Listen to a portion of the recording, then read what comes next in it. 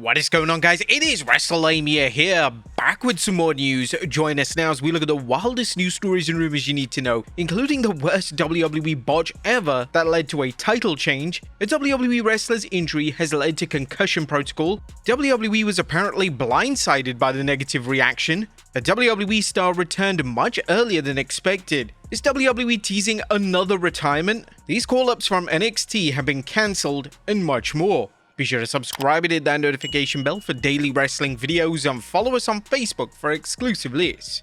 Now let's do the intro and get straight into our first story.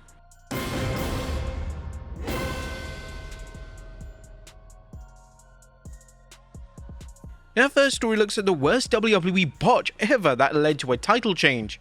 Now our top story today looks at last night's NXT as WWE delivered perhaps the worst botch in recent memory. Yeah, even worse than the Nia Jax-Tiffany Stratton match.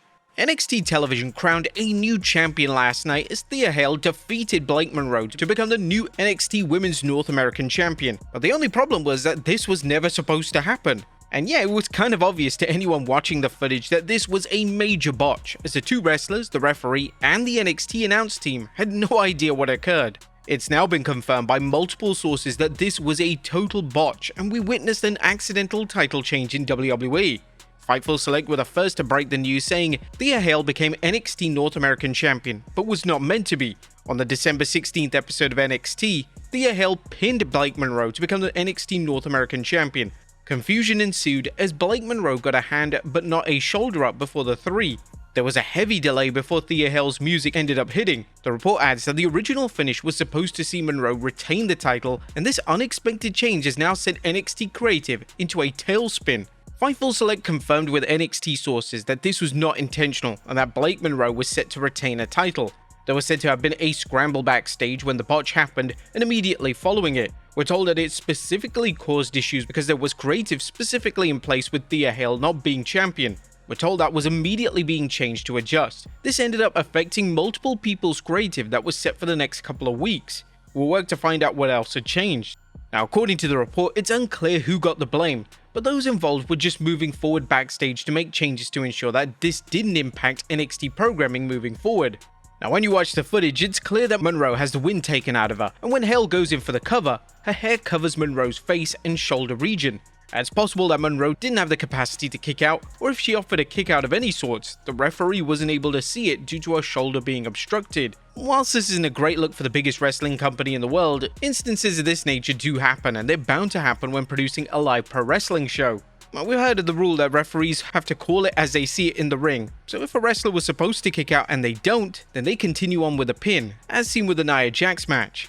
Next up, a WWE wrestler injury leads to concussion protocol. Raquel Rodriguez would show off a huge lump on her head during Raw on Monday, and for those wondering if this injury is a prosthetic, it's been confirmed that it's 100% real, and she's now in concussion protocol. Speaking on the Wrestling Observer Live, Brian Alvarez revealed that Raquel had a rough landing on Raw and WWE are checking her over to ensure that she's okay. Raquel got shoved into the steps. They didn't show this, but she hit her head hard. She got this giant goose egg on her head, so yeah, she's in concussion protocol. That does not mean she has a concussion. Anytime you get any sort of head injury and get a goose egg, they put you in concussion protocol just to make sure you're okay. Now if you look at that bump, it looks absolutely awful. How the swelling of the bump got that big in that short amount of time is crazy. Thankfully, WWE takes concussions and head injuries extremely seriously, and hopefully Raquel is perfectly fine and is able to continue her current program on television. Next up, WWE were blindsided by a negative reaction. Now apparently, WWE officials were really taken by surprise by how strongly fans reacted to John Cena's retirement match ending with him tapping out to Gunther. According to The Observer, creative and management didn't anticipate the backlash and hadn't discussed how the crowd might respond before the match. The one thing that I can say is that even though they may say something different publicly, they were blindsided by that reaction. The idea that we did it, we knew it was going to get heat, it was just the price we pay. When they're all chanting and he's going, "Oh, I thought it would be louder," that was a defense mechanism. I was told there was no discussion of a reaction. Triple H definitely got the brunt of the reaction, with fans chanting AEW bullshit and you effed up. Oh, and of course, we want Vince. It's crazy to think that WWE Creative wouldn't have thought that that type of reaction wasn't going to happen in John Cena's final ever match. Him tapping out was a massive deal. Next up, WWE trolls fans. Now in 2025, WWE has a habit of trolling fans any chance they get. Whether it's been Triple H mocking fans when they were heckling him after John Cena's final match, or whether it's been showing John Cena get squashed by Brock Lesnar in Cena's highlight reel. But now WWE has taken things a step too far. Yesterday they would air the best of PLE's in 2025 compilation on the YouTube channel, and some of the inclusions were baffling.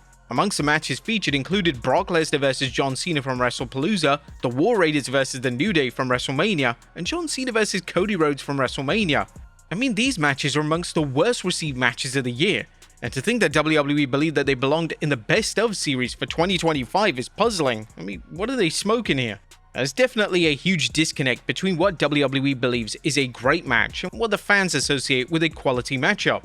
It does appear that the WWE are directly trolling the audience, as they must be clearly aware that these matches were mocked heavily for their poor quality. But it's possible that they have done this deliberately to garner some kind of attraction. Next up, a WWE name returned much earlier than expected.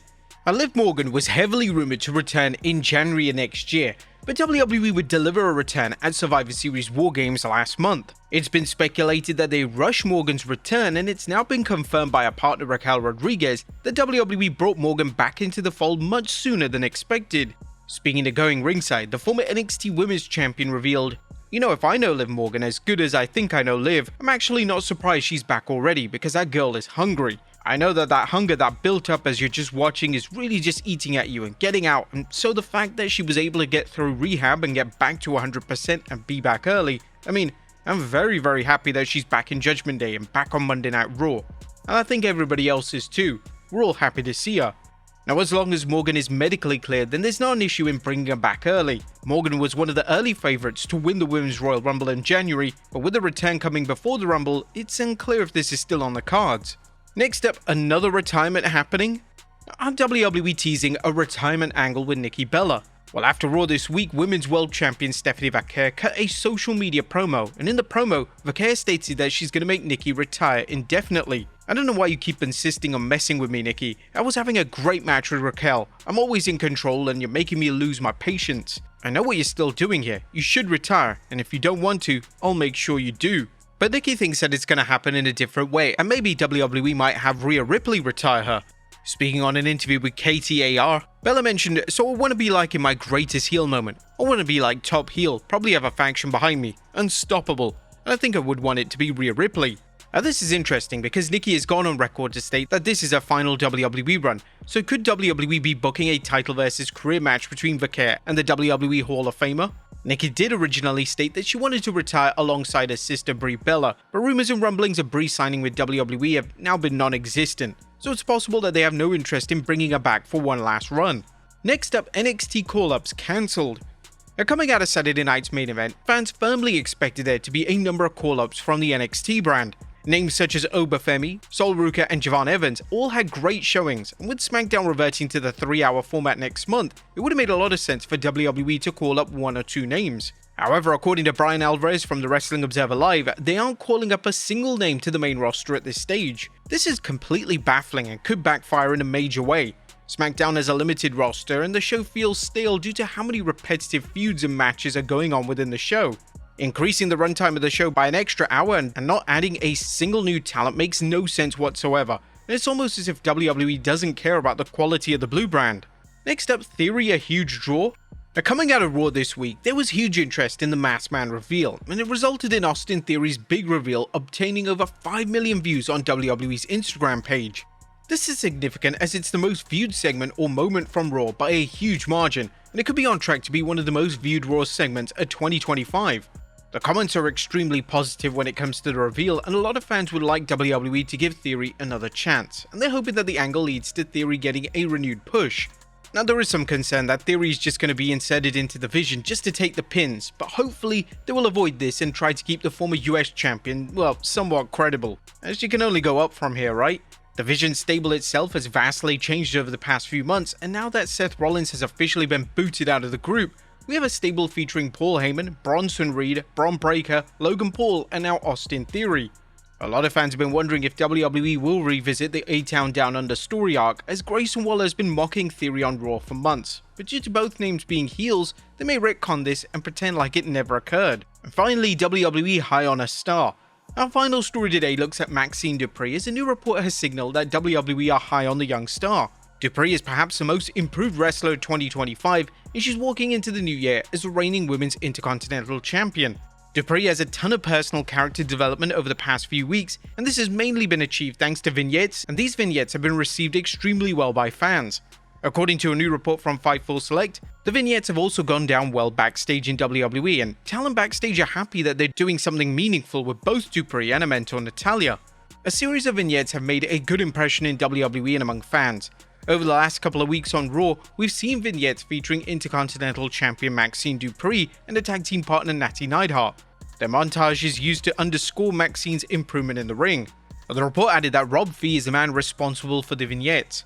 We're told that WWE Director of Character Development Rob Fee has been responsible for shooting the videos. We heard a lot of positive feedback regarding the videos. One Men's Talent said that a number of people were happy to see the company doing something with both of the wrestlers who all thought highly of their peers on a personal level. They're also being used as a way to introduce the Natty character, which she's pushed for quite some time. Her vignettes were previously fundamental in getting a wrestler over in the Attitude Era and the Ruthless Aggression Era, yet in modern times they're used less and less. Hopefully this is a sign that they will be going back to their old ways and vignettes are going to become more frequent on television. But there you have it folks, the wildest news stories and rumors you need to know.